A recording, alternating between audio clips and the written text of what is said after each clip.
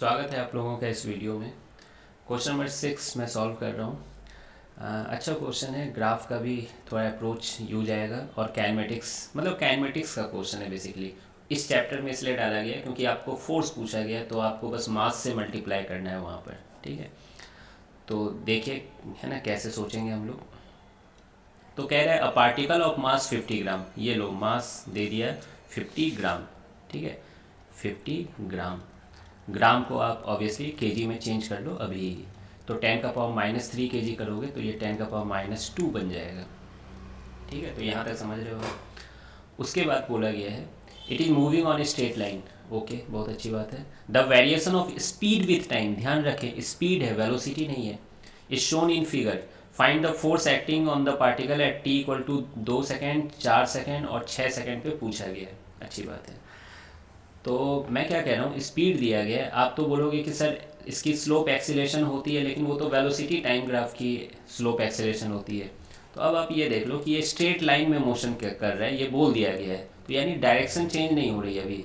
ठीक है, और इस ग्राफ में जो 8 सेकेंड तक का डाटा है, इसमें आप देखोगे कि है ना डिस्टेंस तो बढ़ेगा, वो तो ऑब्वियस है।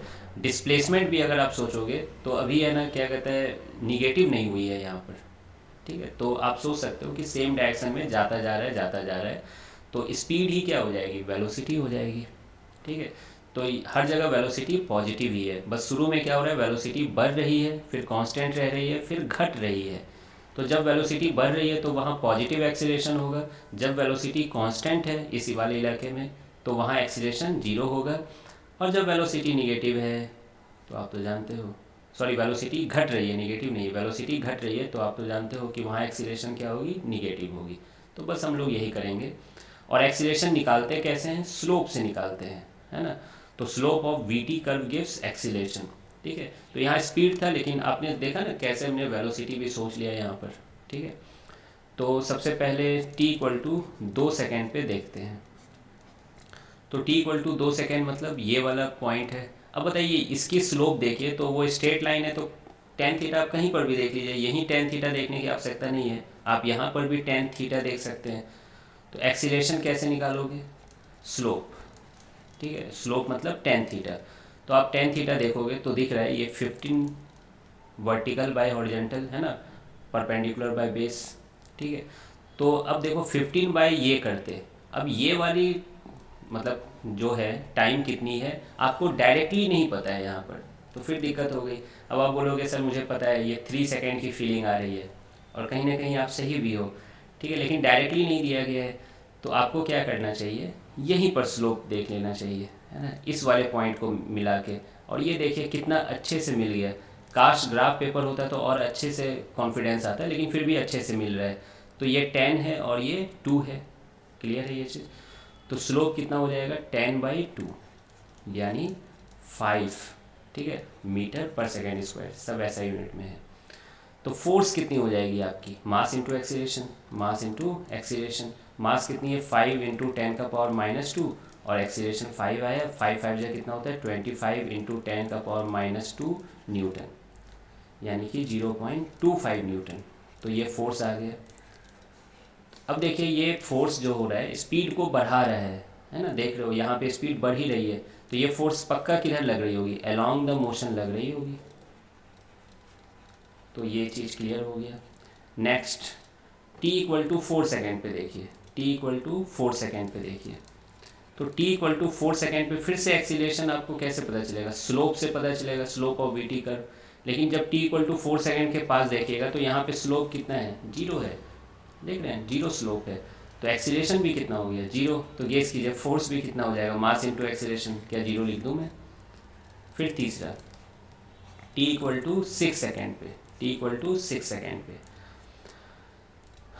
यानी यहाँ पर t = 6 सेकेंड पे। तो अब आप इसको अगर पीछे मिलाओगे तो ये 10 पे ही मिल रहा है फिर से। तो देखिए स्लोप में जो थीटा होता है वो तो ये वाला थीटा होता है। ठीक है, टेन थीटा। और ये देख रहे हो थीटा ऑब्ट्यूज एंगल है, तो स्लोप क्या आने वाली है, निगेटिव आने वाली है ना। तो हम लोग तो थोड़ा चीटिंग कर लेते हैं कि इधर से निकाल लेते हैं स्लोप, फिर माइनस पुट कर देते हैं। क्लियर है। खैर उसका भी लॉजिक होता है कि ये तो पाई माइनस थीटा हो जाएगा, होगा ना, pi minus theta, 180 degree minus theta.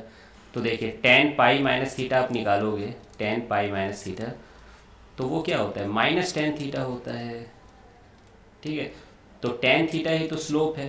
तो आपने टेन पाई माइनस थीटा क्या निकाला, टेन बाई ये 2 सेकेंड है, 10/2, तो ये कितना हो जाएगा, 5 हो जाएगा। और माइनस टेन थीटा ही क्या है, स्लोप। यार स्लोप को एम से रिप्रेजेंट करते हैं, है ना, बेसिक मैथ्स में बताया गया होगा। तो ये कितना आ गया, -5। देखा आपने, है ना, मैंने टेन थीटा को ही स्लोप माना है ना, इस थीटा टू एंगल को, इसी को मैंने स्लोप माना है। लेकिन कैसे यूज कर लिया, तो खैर आपको बार बार इतना, है ना, सही तरीके से करने की ज़रूरत नहीं है। मैं भी यही करता हूँ कि इधर से एंगल लेके, एक्यूट एंगल लेके मैं स्लोप निकाल लूँगा, टेन थीटा निकाल लूँगा, उसमें माइनस पुट कर दूंगा, है ना, लॉजिक से। तो आप भी यही करना। तो एक्सीलेशन यहाँ पर कितना आ जाएगा, स्लोप आ जाएगा, स्लोप के बराबर। और ये स्लोप निगेटिव है, आपको दिख ही रही है। तो मैं माइनस में क्या लिख दूंगा, 5 मीटर पर सेकेंड स्क्वायर। तो फोर्स कितना होता है, मास इंटू एक्सीलरेशन। मास कितना है, 5 × 10⁻²⁰ और एक्सीलरेशन -5 है। तो ये कितना आ जाएगा, -25 आ जाएगा, यानी -0.25 न्यूटन। ठीक है, -0.25 न्यूटन आ रहा है। अब आप बोलोगे सर ये व्हाट डज माइनस सिग्निफाई, है ना। तो ये माइनस क्या सिग्निफाई कर रहा है कि फोर्स जो हो रही है अपोजिट टू मोशन लग रही है, force is opposite to motion. क्या ऑब्वियस है कि नहीं, है ना, फोर्स अपोजिट टू मोशन लग रही है, इसलिए तो यहाँ पर स्पीड की वैल्यू घटती जा रही है समय के साथ, है ना, आगे जाते जाते। तो ठीक है, ये ग्राफिकल क्वेश्चन था, बेसिक काइनेमेटिक्स का ही ग्राफ का क्वेश्चन था। मिलते हैं फिर नेक्स्ट वीडियो में।